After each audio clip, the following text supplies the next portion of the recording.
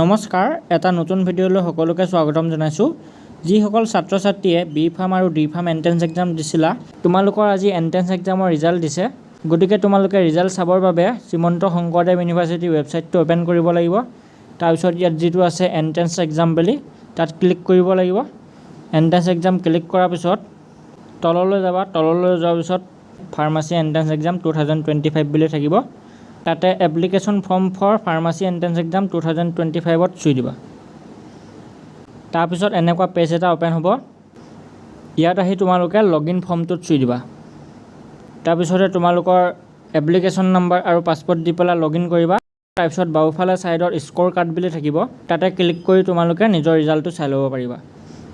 তোমালোকে কোনে কিমান নম্বৰ পালা আৰু কিমান ৰেংক পালা এই ভিডিঅ'টোত কমেণ্ট কৰি জনাবা।